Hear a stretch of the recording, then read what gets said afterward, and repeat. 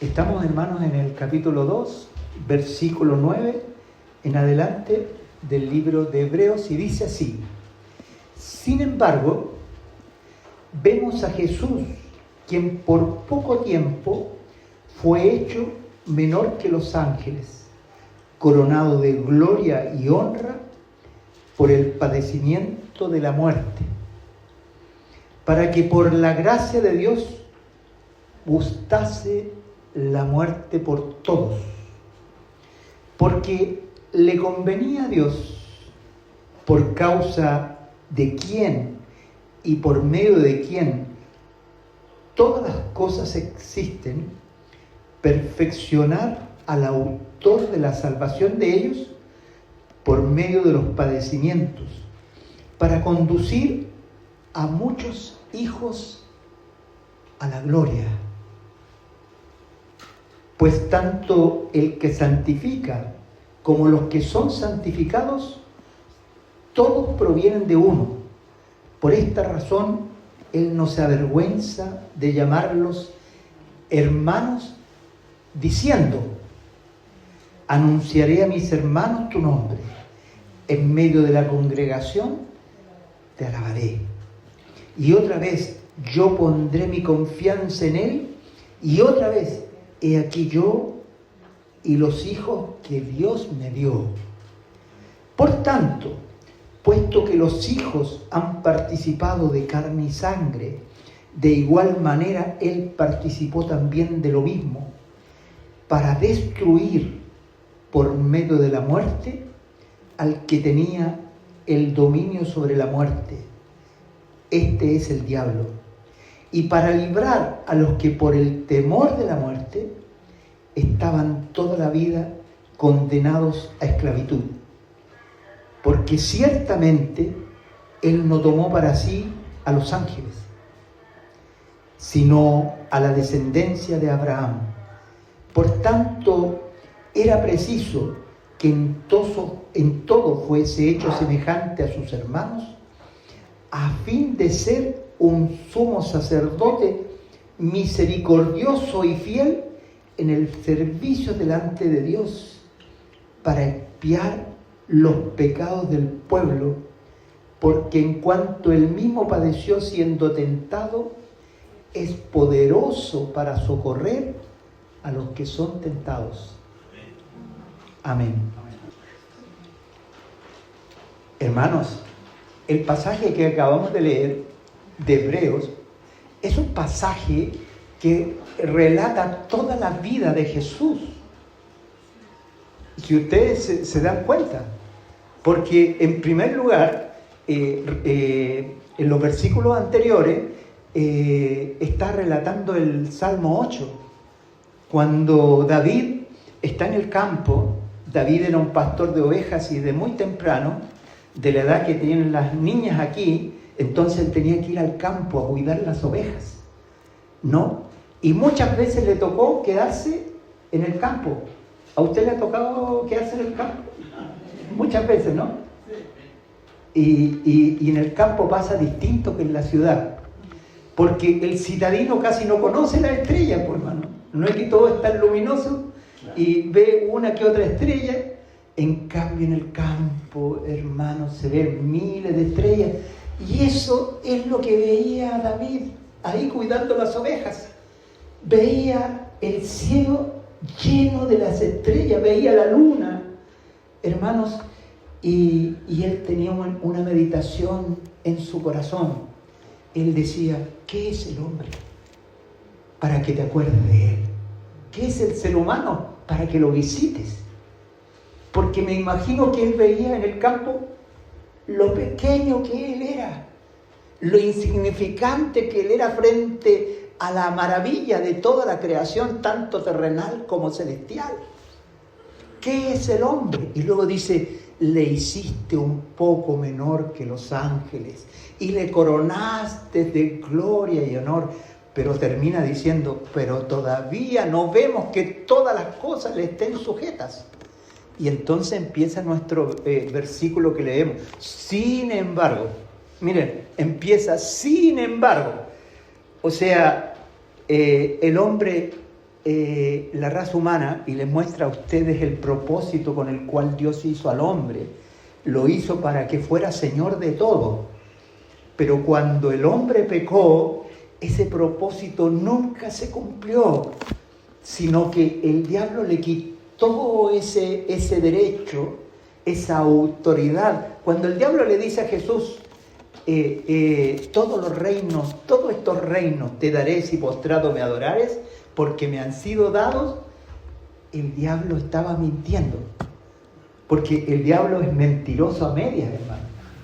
¿Se han fijado? O sea, te dice la verdad, pero con mentira.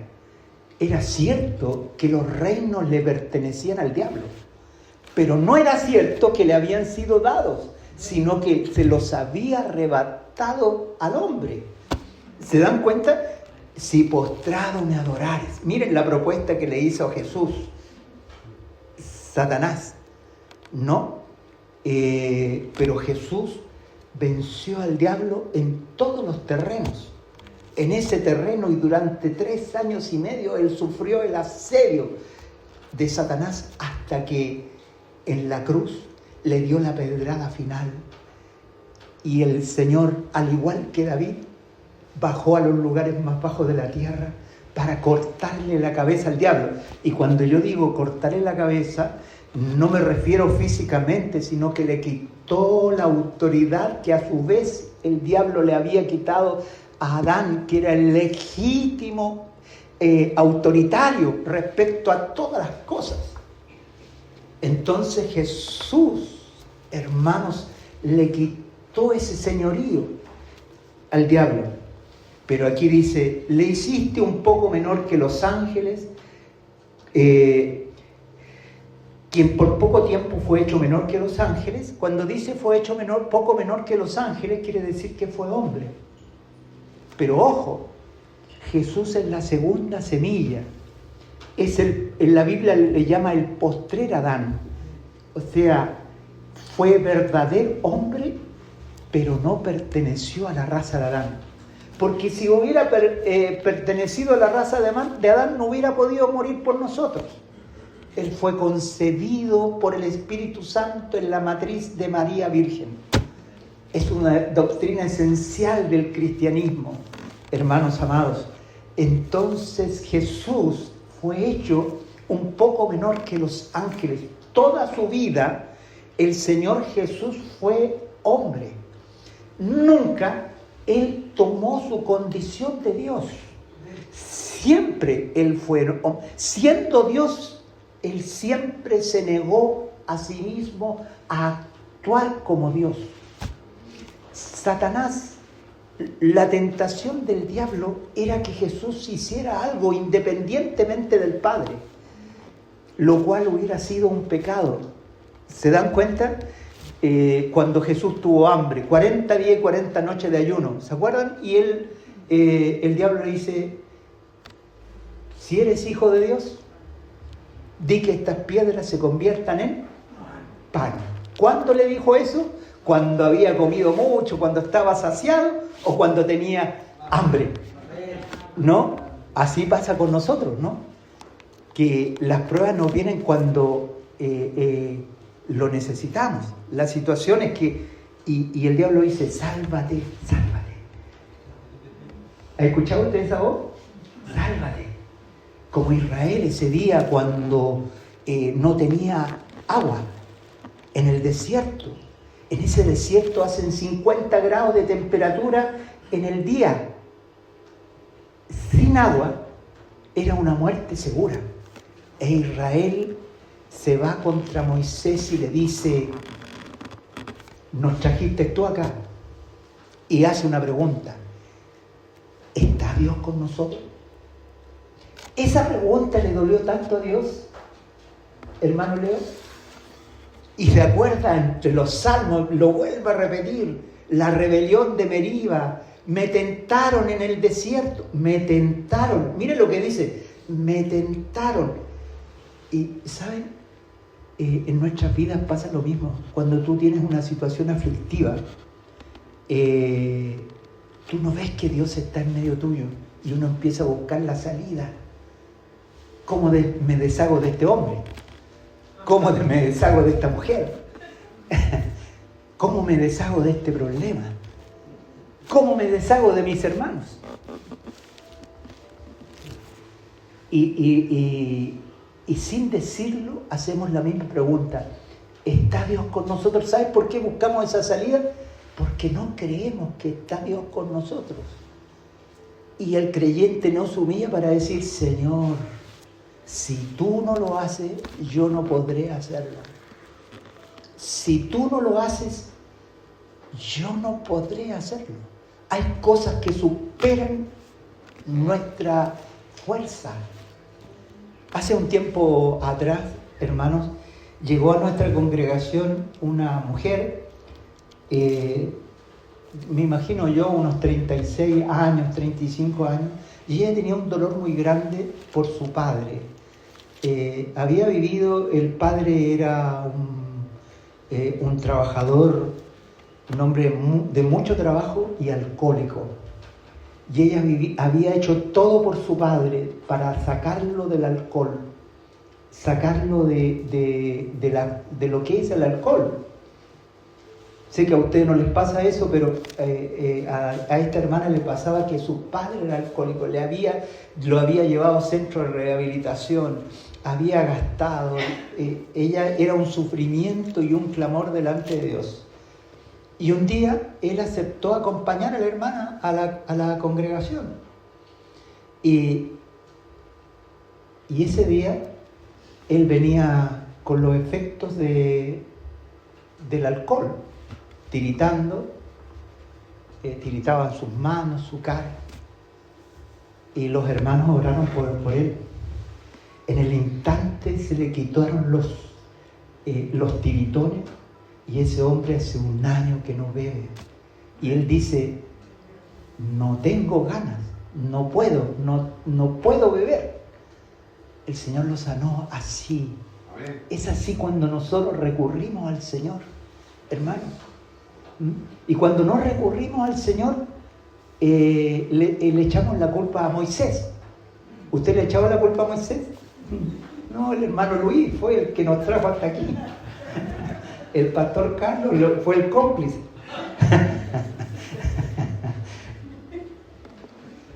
El Señor está en medio de nosotros, hermanos. Y Él quiere hacer esas maravillas en medio nuestro.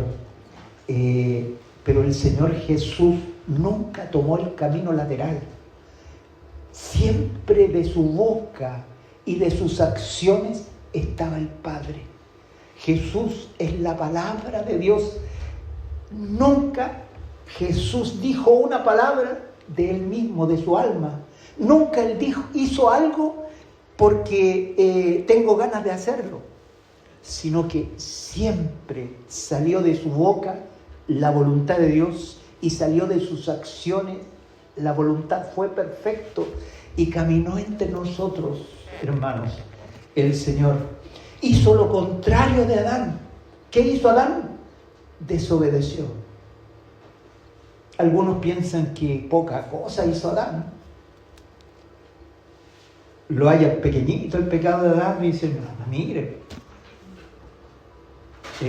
comió del árbol, ¿qué es eso? Pareciera que fuera nada, hermano. Pero saben, Dios es santo y ese pecado hizo que Él muriera y todos los hijos de Adán nacieron muertos. Me refiero espiritualmente. Perdieron el sentido espiritual. Dejaron de ver la realidad paralela. Nosotros vivimos una realidad paralela. Es una realidad, es esto que nosotros vemos, percibimos con nuestros sentidos, pero ahora hay una realidad paralela y esa realidad es la realidad de Dios, el mundo espiritual.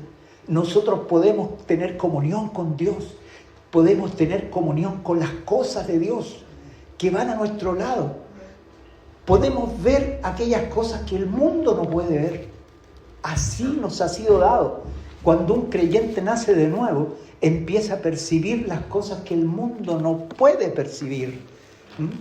El Señor Jesús caminó en este mundo mirando estos dos planos. Y todo gobernado por el Señor. Y aquí dice, fue hecho un poco menor que los ángeles por un poco de tiempo. Y ese poco de tiempo, hermanos, terminó en la cruz. Ese día que el Señor Jesús murió, entonces el poco tiempo terminó. Jesús fue sepultado, como ya la Escritura lo había anticipado, 3 días y 3 noches estuvo sepultado, y la muerte no podía retener a Jesús, porque la muerte es un castigo por el pecado, y aquel que nunca había pecado no podía permanecer en la muerte. Y el Padre lo levantó de los muertos. Jesús resucitó, aleluya. Jesús resucitó.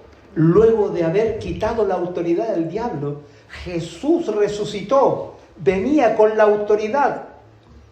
Hermanos, venía con la autoridad y les habló a sus discípulos durante 10 días, durante 40 días. ¿Y saben de qué les habló? Del reino. Miren lo que les habló. Les habló algo simplecito, les habló del reino. Y cuando uno piensa el reino, hermanos, ¿qué es el reino? Yo quiero decirles qué es el reino. El reino no existe si no existe un rey. Oh, hermanos, entonces Él le habló de un reino donde iba a haber un rey. El hombre había andado a la deriva en sus delitos y pecados, muerto.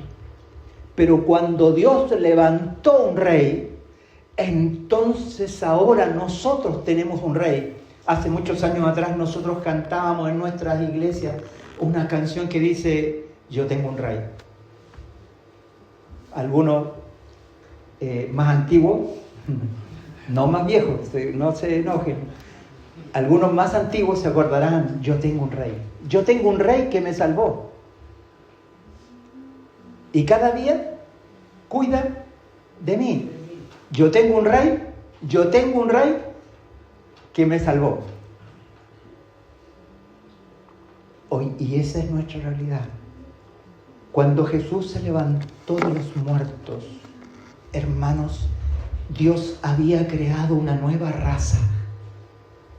La raza de Adán había sido extinguida en la catástrofe más grande que ha existido sobre este planeta. Ni el diluvio, ni las llamas que cayeron en Sodoma eran comparables a este cataclismo.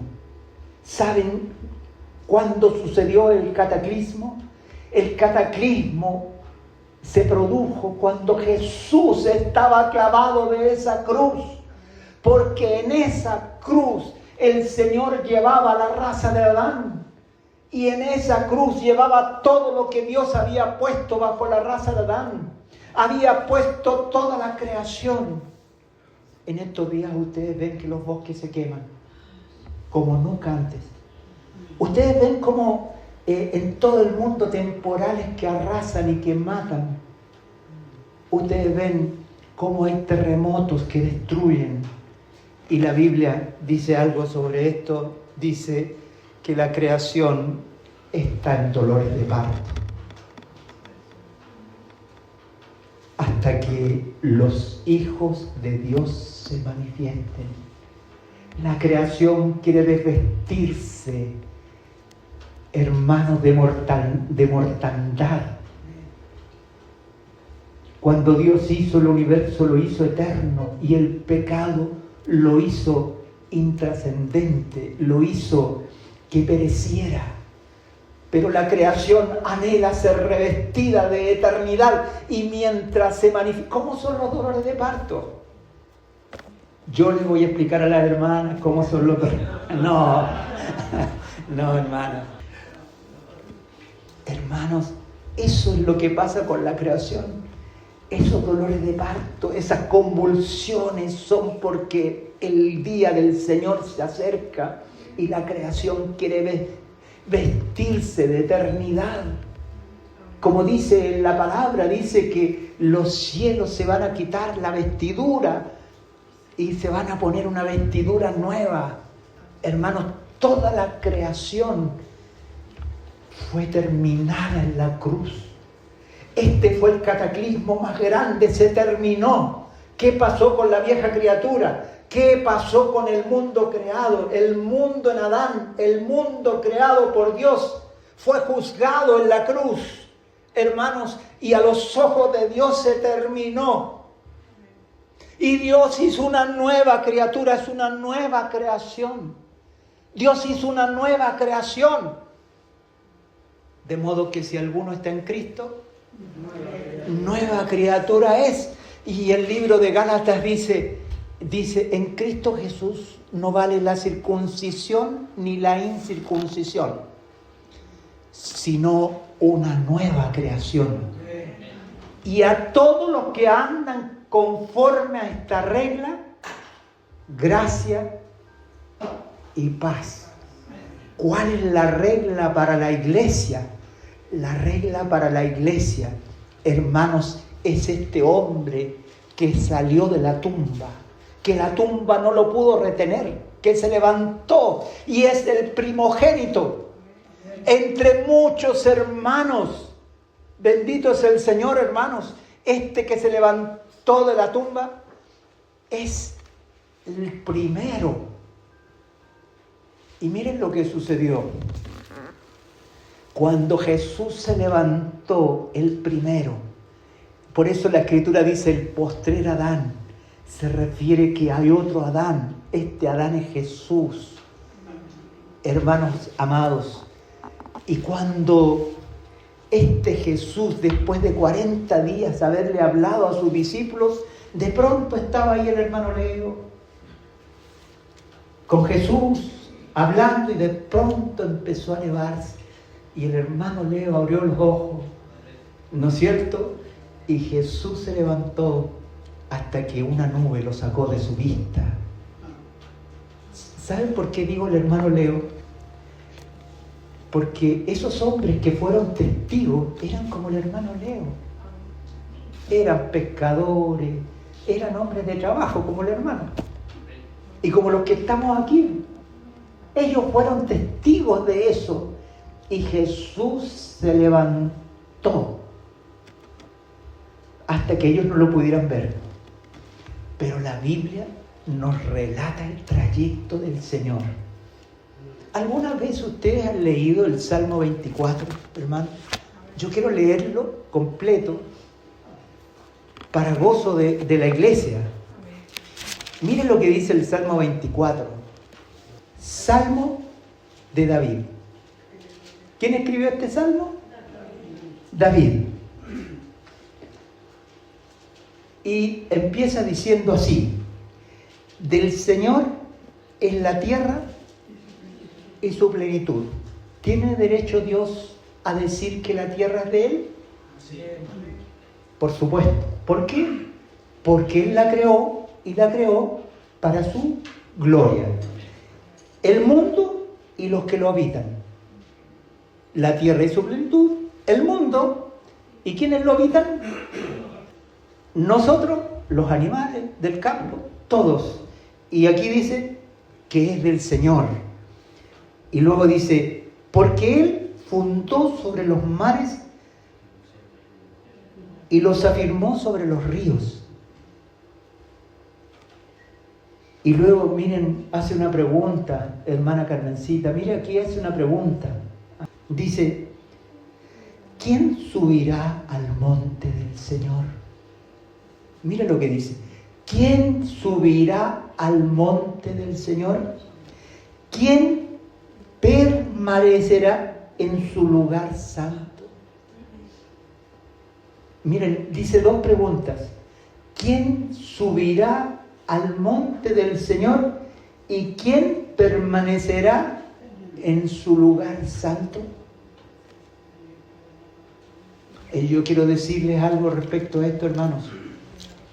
Ninguno de los descendientes de Adán podía hacer eso, porque eran pecadores. Este salmo es mesiánico y se refiere al único que podía, al Mesías. yo de pronto, este salmo está, hay un cántico, ¿no? No sé si se acuerdan. Señor, ¿quién entrará en tu santuario para adorar? Y los hermanos dicen, tratan de hacer, yo a lo mejor ahora hice mérito. Bueno, quiero decepcionarlo, eso no es para usted. Eso usted no lo puede hacer. No hay ninguno que pueda entrar a su santuario por él mismo. Pero hubo uno, hermanos, pero hubo uno que reúne los requisitos. Y dice, estos son los requisitos para entrar. El limpio de manos. ¿Saben lo que significa el limpio de manos? Las manos expresan las emociones, los sentimientos. Quiere decir que tiene que haber una persona que sus sentimientos y emociones no gobiernen su vida, sus afectos. A veces nosotros traicionamos al Señor por los afectos por hijo. No estoy hablando de nadie de aquí, de otra gente de por allá que le pasa eso. O traicionamos al Señor por afectos por una mujer o por un hombre, o por nietos. Cuando se trata cuando se trata de servir al Señor, ¿quién está primero? Y aparecen los ídolos, ¿no? Pero entonces el Señor Jesucristo no tenía ídolos. El limpio de manos significaba que siempre sus sentimientos estaban por Dios. Y luego dice, y puro de corazón. Y puro de corazón, o sea, no caminaba conforme a sus propios deseos, sino conforme a la voluntad del Padre. Eso significa puro de corazón. Y luego dice que no ha llevado su alma a la vanidad. Porque el alma del hombre, hermano, el alma del hombre caído, busca su propia gloria, busca su propia satisfacción. Canta ese canto tan bonito que dice, tengo derecho a ser feliz. ¿Usted ha cantado ese cántico? No me importa lo que diga la gente. No me importa. Tengo derecho a ser feliz. Y luego dice, el limpio de manos y puro de corazón, que no ha elevado su alma a la vanidad ni jurado con engaño. Él recibirá la bendición del Señor y la justicia de Dios, del Dios de su salvación. Tal es la generación de los que le buscan, de los que buscan tu rostro, oh Dios de Jacob. Hasta ahí, hermano, describe al Señor Jesucristo, único limpio de manos, único puro de corazón, que cuando murió en la cruz no había pecado en él. Pero miren, yo les conté, y el libro de los Hechos cuenta, como decía el hermano Leo, estaba de repente hablando con el Señor, y el Señor se le empezó a levantar hasta que dejó de verlo. Pero aquí el Salmo 24 le cuenta la historia completa, hermano.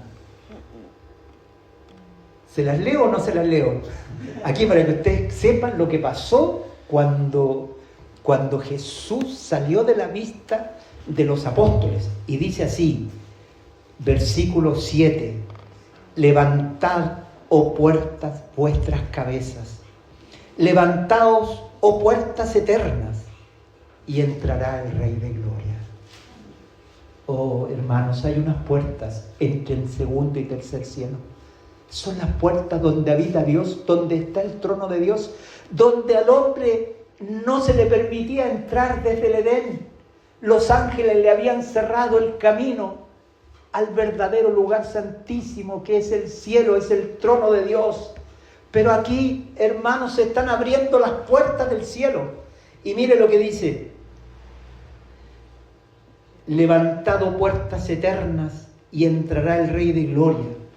¿Quién es este Rey de Gloria? El Señor. Yo añado y digo, el Señor Jesucristo. Él es el Rey de Gloria. el fuerte y poderoso. El Señor, el poderoso en la batalla, venía de haber derrotado al diablo en tremenda batalla. Había derrotado a la serpiente antigua, al dragón, y llegaba al cielo. Hermanos, levantado puertas vuestra cabeza, levantaos, oh puertas eternas, y entrará el Rey de Gloria, el Señor de los ejércitos. Él es el Rey de Gloria. Gloria al Señor, hermanos. Jesús entró a los cielos.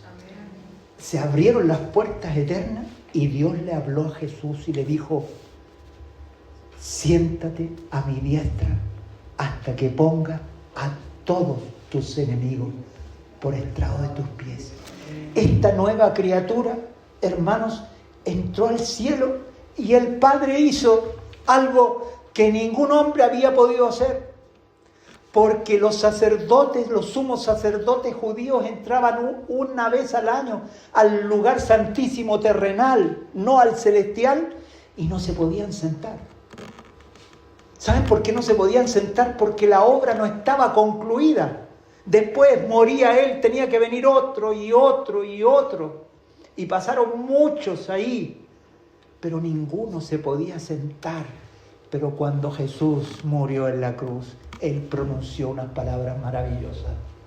Él dijo: consumado es. La obra estaba completa. Jesús había muerto en esa cruz y había sido hecho perfecto. Él había sido hecho perfecto. La última prueba, gran prueba de Jesús, era la cruz.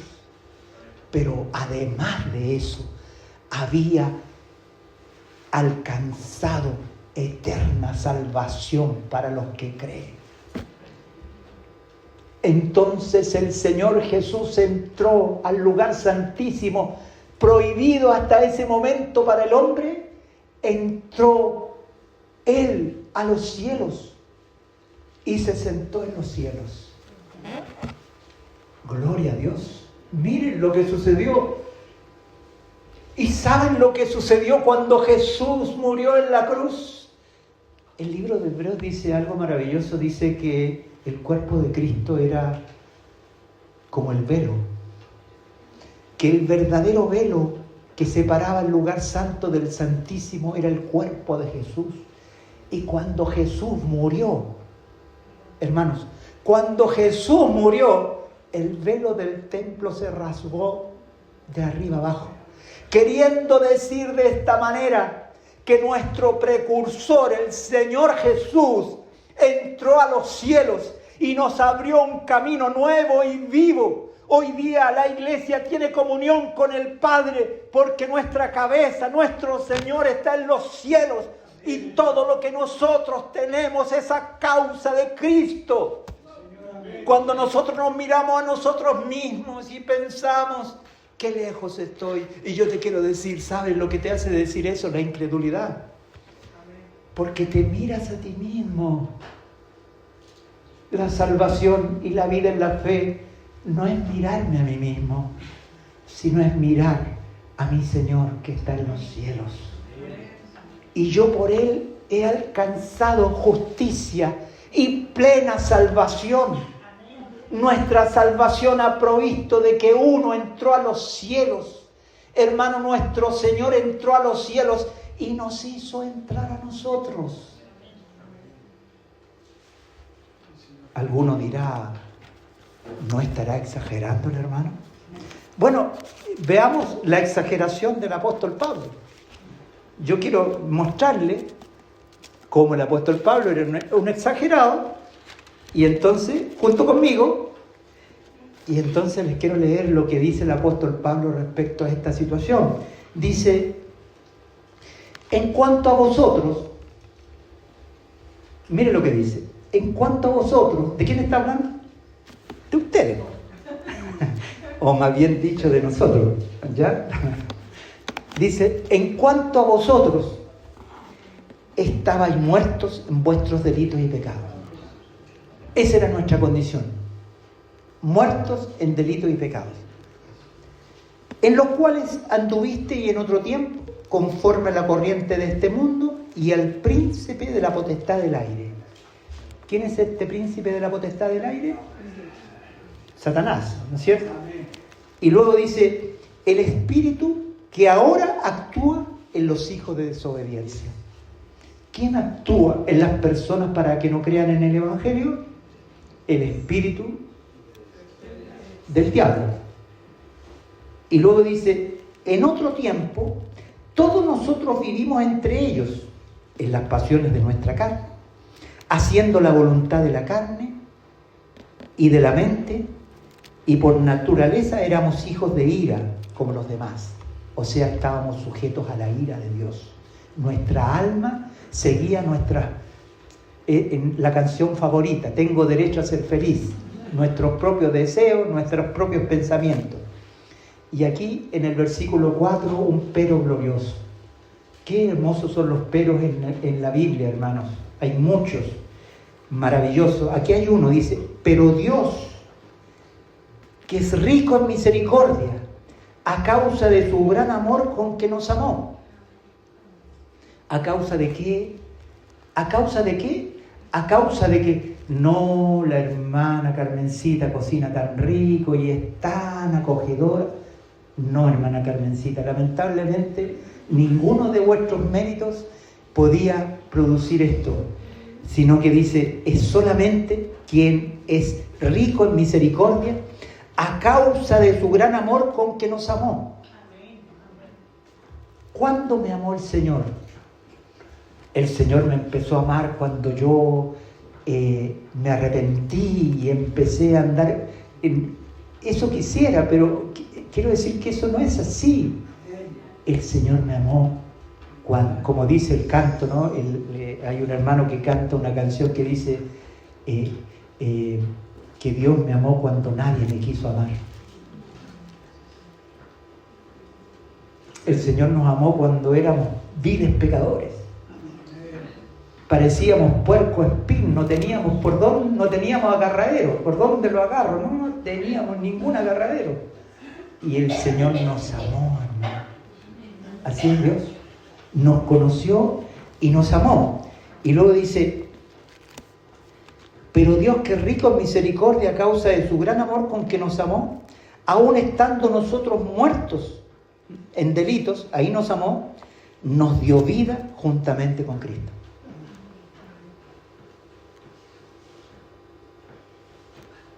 Es como, ¿sabe? Es como que el Señor nos metió a la muerte de Cristo. Nos unió en la muerte de Cristo y cuando Él resucitó, nosotros también resucitamos. O sea, el poder de la resurrección de Cristo ha sido tan poderoso. Ha sido tan poderoso, hermanos, el poder que actuó en Cristo resucitándolo de los muertos, que también a nosotros nos ha resucitado. ¿Usted sabe que usted resucitó? La nueva creación requiere que la antigua muera. Cuando nos unimos a la muerte de Cristo, usted se bautizó, ¿no? ¿Sabe lo que estaba diciendo cuando se bautizó? Muero yo. A veces no entendemos tan profundamente, pero es muero. ¿Sabe para qué? Para que aparezca la nueva creación. Y aquí está claramente dicho, aun estando nosotros muertos en delito, nos dio vida juntamente con Cristo. Y luego dice, por gracia sois salvos. Cuando dice por gracia sois salvos, está acentuando lo anterior. Está diciendo no es por tu mérito, no es porque cocinas rico, no es porque tú eres tan bonachón, no es porque tú eres tan buena persona. Detrás de las buenas personas están los pecadores buenos y malos, descendientes de Adán. ¿Ustedes saben que hay pecadores malos? Y hay otros pecadores que son buenos. ¿Saben quiénes tienen más opción para Cristo? Los pecadores malos.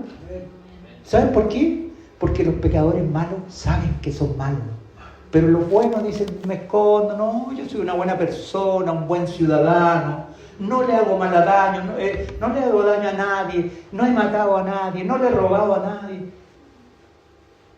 ¿Y cuándo el Evangelio puede llegar si es tan bueno?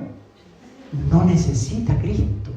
El pecador bueno es el más duro, hermano, porque se viste de su propia justicia. En cambio, el malo no tiene con qué vestirse, así que dice, me abrazo a Cristo, no tengo otra opción. Y luego dice, y juntamente con Cristo Jesús nos resucitó, o sea, nos unió a la muerte de Cristo y luego, unidos a ese cuerpo precioso de Cristo en la cruz, nos resucitó juntamente con Él al tercer día. El Señor resucitó. Aleluya. Y cuando Él resucitó, yo también resucité en una condición maravillosa, unido a Él. Ustedes están unidos a Él. ¿Usted lo siente? Y ese es el problema, que el cristianismo no es por sentimiento, sino que es por fe. Aunque usted no lo sienta, usted está unida a Cristo. Porque la palabra de Dios lo dice. Dios nos unió en la muerte y en la resurrección, inseparablemente. Un día yo pedí que quería tomarme un café cortado, o sea, con un poco de leche. Y después que me sirvieron el café con leche, me arrepentí y les dije, sáquenme la leche porque quiero tomar solo café. ¿Qué creen ustedes que me dijeron?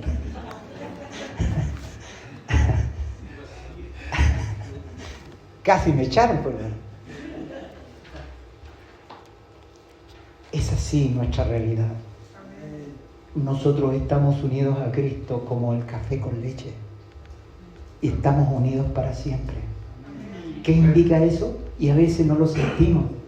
A veces cuando vienen los problemas, cuando está la enfermedad, cuando parece que todo está en nuestra contra, cuando en nuestro corazón sufrimos por alguna situación, el Señor está unido a nosotros. No preguntemos si está el Señor con nosotros, sino sepamos que Jesús murió y resucitó para ser uno con nosotros. ¿Y cómo es uno con nosotros, hermanos? Sucede lo que sigue aquí, y lo iba a decir con mis palabras, pero es mejor que lo diga Pablo. Dice, aún estando nosotros muertos en delitos, nos dio vida juntamente con Cristo, por gracia sois salvos, y juntamente con Cristo nos resucitó. Y nos hizo sentar en los lugares celestiales. Y nos hizo, nuestra cabeza está sentado en los cielos. Y nosotros en virtud de Cristo también tenemos derecho de entrar. Nuestra cabeza está en los cielos. Y nosotros que somos su cuerpo podemos visitar los lugares celestiales. Hermanos, los ángeles que impedían la entrada al lugar santísimo han sido quitados por Dios en virtud de algo precioso, de la sangre del Señor Jesús y de sus méritos. Jesús se sentó en los cielos por sus propios méritos y su sangre preciosa nos permite a nosotros visitar. Él nos ha reconciliado con el Padre. Hoy día nosotros tenemos comunión con el Dios del cielo, con el Dios Santo, en virtud de Cristo. Esto es lo que ha hecho, hermano, y la iglesia tiene que levantarse para creer a la palabra, para dejar de mirarse a sí misma, pensar que, a ver, ¿qué voy a hacer? ¿Qué tengo yo? ¿Qué le puedo ofrecer a Dios? Tú no tienes nada que ofrecerle. Es Dios el que nos ha dado a su Hijo. Eso es lo único que al Padre le agrada y te lo ha dado a ti. Y si yo hago como que no lo tengo, ¿se fijan? Él quiere a su Hijo. No, él no recibe ningún solo sacrificio más el que de su Hijo. Su Hijo lo ha llenado, lo ha completado. Él no dice, no, aquí vengo, yo traje, hice muchas buenas obras, soy buena persona, buen marido, dijo alguien por aquí adelante. Hermano, ninguna de esas cosas, sino los méritos de Cristo es la que nos permiten entrar en su santuario, así como Él entró. Hoy día nosotros podemos entrar, no por ti, sino por Él. Sino por Él. Su amor es grande, hermano. Su amor es grande y su amor es correspondido cuando nosotros le creemos a Dios y no andamos conforme a nuestros sentimientos, pensamientos o voluntad. La religión cristiana del mundo es una religión basada en las fuerzas del hombre. El hombre que quiere seguir cumpliendo para llegar al cielo. Hermano, eso es imposible.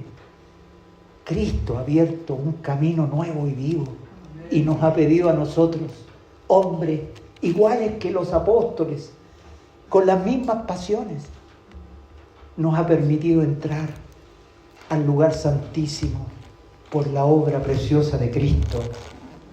Bendito es el Señor. Y termino Efesios y dice, y juntamente con Cristo Jesús nos resucitó y nos hizo sentar en lugares celestiales. ¿Y para qué se hizo eso? Dice, para mostrar en las edades venideras la superabundante riqueza de su gracia por su bondad hacia nosotros en Cristo Jesús. En el tiempo del milenio, en el tiempo de la nueva creación, el hablar va a ser cuánta bondad ha usado Dios con nosotros. Y se le va a alabar a Dios por esa condición. Y por esa condición la Biblia dice, y toda rodilla se doblará.